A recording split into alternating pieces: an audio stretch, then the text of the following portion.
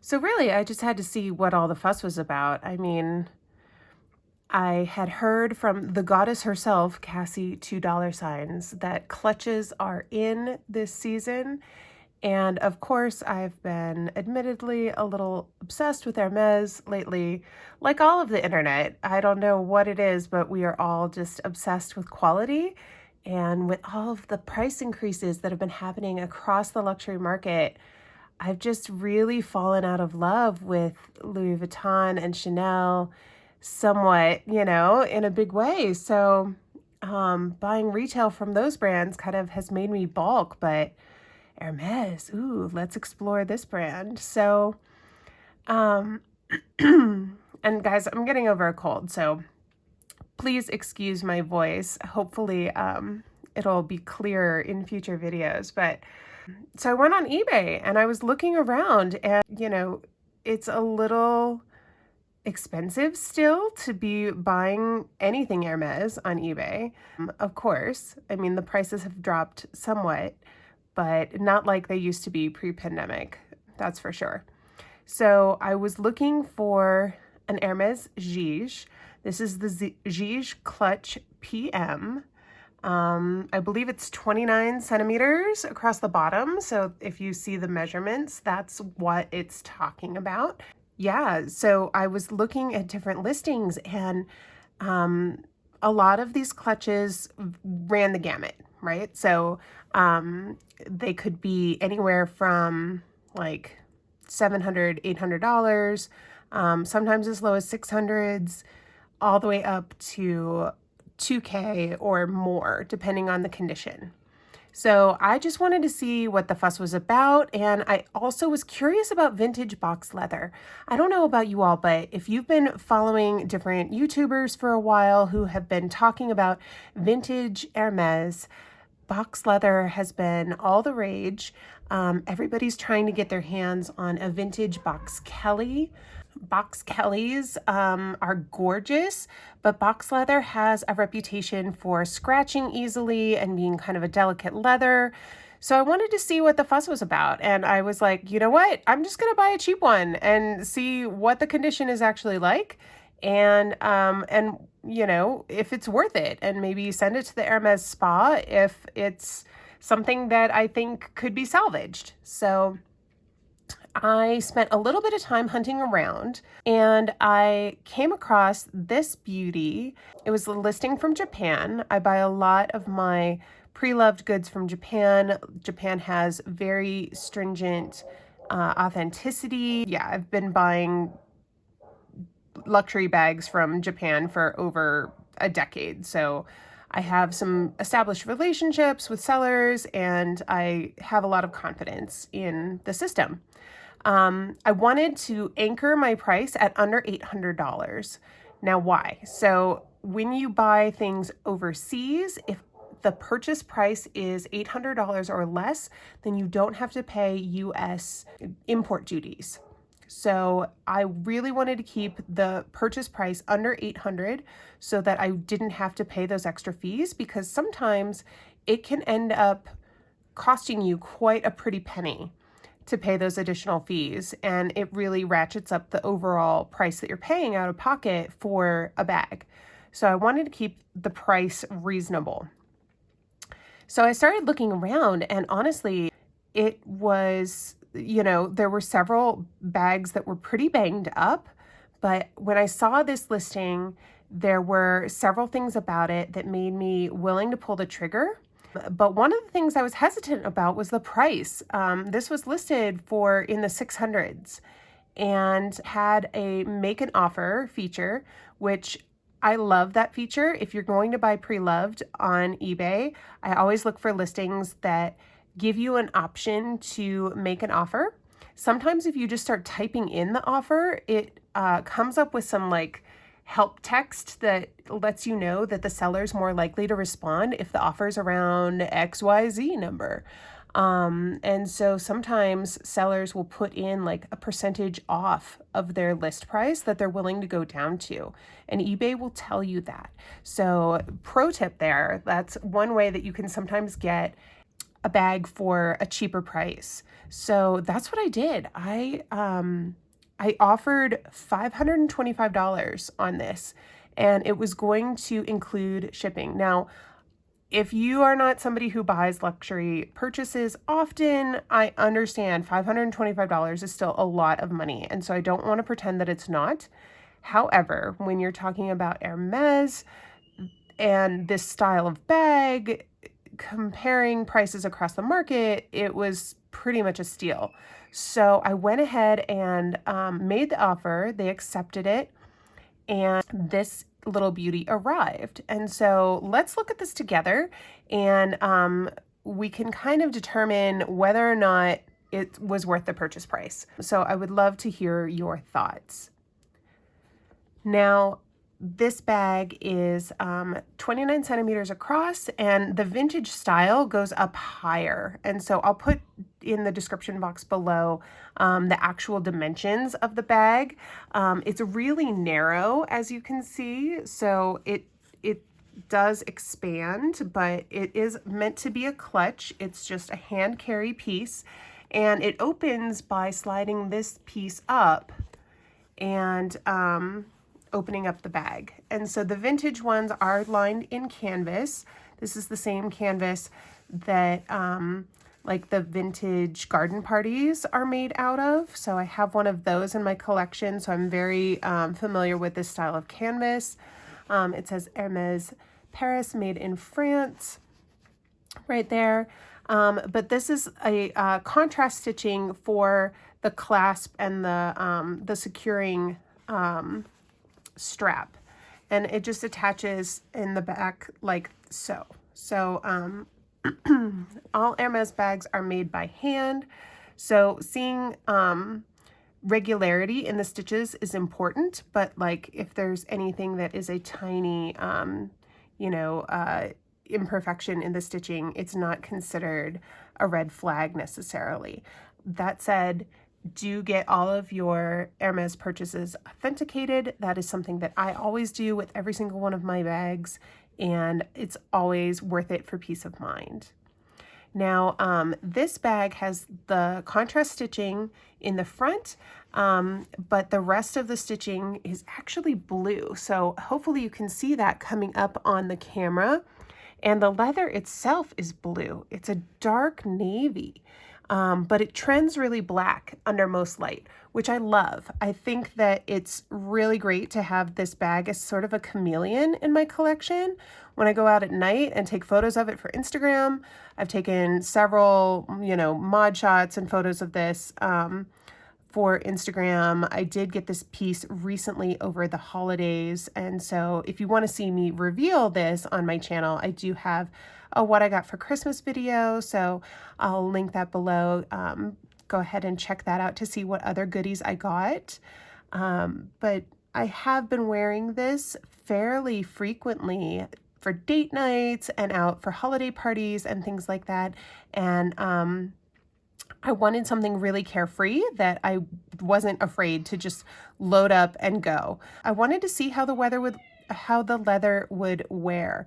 So basically the condition that it's in now is the condition that I received it in. So let's take a look at the condition. I'm sure you've been sort of like admiring it in the light here. I have some studio lights on either side of me to help show imperfections in the leather, such as like scratches and things like that. That's the main thing with this bag.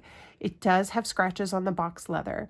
So people talk about box as being really delicate. Well, let's investigate and see if it's something that would bother you if you own this bag, or if it just tells the story of the bag and you could live with it, especially given the price and the quality. So let's decide. When I first got it out of the package, I noticed right away that it does have some scratches. So let's take a look at the scratching. Different scratches seem to show up in different light. So when it's like really at an angle and kind of washed out. You can see that there are a lot of scratches, you know, just on the front here, light scratches, right? Like nothing deep that's really like dug into the surface of the leather. There are maybe like a few sort of like diggers that have like really marred the surface of the leather in a few spots. And otherwise like littler surface scratches, right? So there are a lot of scratches on box. But there's no real wear to the bag. Like sometimes you'll see bags that have their corners all dinged up, but let's take a look at these corners. Honestly, I hope you can see with the reflection and stuff, they aren't split out, they aren't cracked, they aren't like worn and balding. And guys, I do keep my nails really short because I am a musician and I'm a mom to a 1-year-old. So like, I can't do long nails. I just do my own nails at home. But yeah, these corners I think look pretty great, right? Like they're not that bad. Especially for the price that it was listed at. I was expecting more wear on the edges of the bag, but the edges I think look great. There's no cracking, no dryness. So I was pretty happy with that, especially for a vintage piece. So on the back side, same thing. Like there's definitely, yeah, look at that. There's definitely some abrasion that has happened to this bag over time, like just a tiny bit. And some surface scratches again, but it's not dryness and it's not like wear. It's just scratches to the leather. And now when I did get this bag, I did condition it with Cadillac leather conditioner, which also cleans the bag gently. I wiped it down with a water wipe, and then I like rubbed the whole bag down with Cadillac leather conditioner. Just to see what would happen, and it conditioned the leather. And gosh, you guys, this leather is so buttery. Like it's a really, it feels quality. Like it's a nice leather. But it didn't really do anything to change the appearance of any of the marks on the bag. So if you buy a box leather bag from Hermes and think like, I'm just gonna spot myself at home and it's gonna buff out all the little scratches, you could try, and maybe you know something I don't. So leave a comment in the comments below if you managed to get marks out of your box leather bag. But I tried a little bit to do that and it didn't really do anything. So it just conditioned the bag, which is important for keeping the bag healthy, but it didn't really change the quality of like the scuffing at all. Now, sometimes these straps experience dryness. So I can see that there's creasing on here, and maybe it's a little bit dry.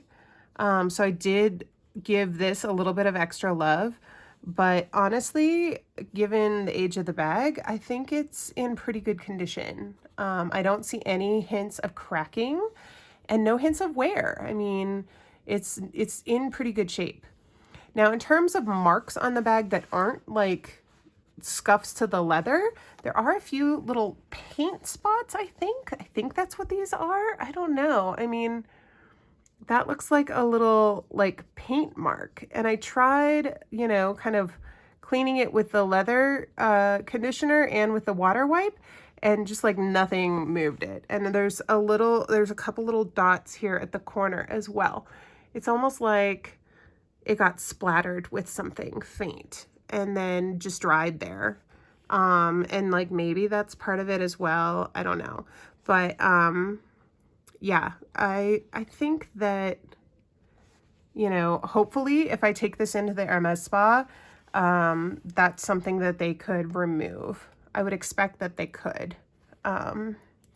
So yeah, I wouldn't want to like, kind of attack that with acetone or do anything like more in depth to this bag, because I don't want Hermes to reject it if I were to take it to the leather spa. So that's my plan, I think. I don't know. What do you guys think? If you've ever had a bag spa'd by Hermes before, can you please let me know? Reach out to me and tell me your experience. I've been watching a lot of those videos, and it seems like people in general have a pretty good experience with the Hermes leather spa, and that things do come back looking way better than they have before. I know Alyssa Lenore has a beautiful vintage shoulder Kelly in box that she sent off to get spa'd, and it came back looking amazing. So I'm really hoping that if I do the same thing, then it will likewise come back in really good shape. So yeah, overall, I think for $525, I think I got a screaming deal. And the inside is in good condition. There's like a tiny spot over here, which I don't know. If you're familiar with vintage canvas like this, like that doesn't faze me at all. Like it's totally fine. But there's no like big marks or anything. Oh, and it has no smell, which is so key. If you are aware of buying bags from Japan, if you've bought bags from Japan before, you'll know that sometimes they come with what is described in the listing as a closet odor, or closet smell, and it's not fun. I have done many effort on getting that sort of vintagey, musty smell out of Louis Vuitton bags in the past. In a previous life, I used to buy bags and fix them up and resell them. I've also helped friends and clients purchase bags, and so I have worked a little bit as a luxury bag consultant in that way. And if you want a great deal on a vintage piece, sometimes you have to put in a little bit of elbow grease to fix up the bag yourself. Sometimes that means deodorizing it, but fortunately with this piece, there's none of that concern. It was, in great shape in that regard. So very happy with that. But yeah, so I bought the cheapest Jige that I could find within reason on eBay. I looked it over. I didn't literally I think there was one for $3.98, but it literally was falling apart, and you could tell that the seams were cracking and splitting out, and it was gross. So within reason, I bought the cheapest one that I thought would be worth the money, and this is what I got. So what do you think? Would you be willing to pull the trigger on a vintage box leather clutch this season? I think that overall, this was a really great buy, especially for the price, and I'm going to get a ton of use out of it. I will do a separate video that shows what this bag fits and how it could be styled, but the capacity is surprisingly large. This will fit a phone, key fob, lippy, a small wallet, or card clay. It's great. It's such an amazing addition to my collection. I think my only hesitation in sending it off to the Hermes spa is just being without it for several months while it is fixed up. So I don't know if I want to part with it yet. I'm kind of interested in just taking it to my SA and saying hey, should I wear this a little bit longer before I bring it in, and see what they say. But yeah, overall, I'm really happy and glad I took the plunge. And reach out for more info if you would like to know if you're going to make a similar purchasing decision. Would be happy to talk you through it. And of course, here at WittingChic, we're all about making smart luxury purchasing decisions. No one wants to unwittingly make a bad purchasing decision when it comes to an expensive luxury item. So yeah, feel free to like and subscribe. Would love to have you back. I'm going to be doing a lot more of this kind of content where I talk through all of the ins and outs of purchases that I've made, why I made them, and I would love to have you along for the ride. So have a wonderful day wherever you're at in the world, and hope that you find something to smile about. All right, see you next time. I know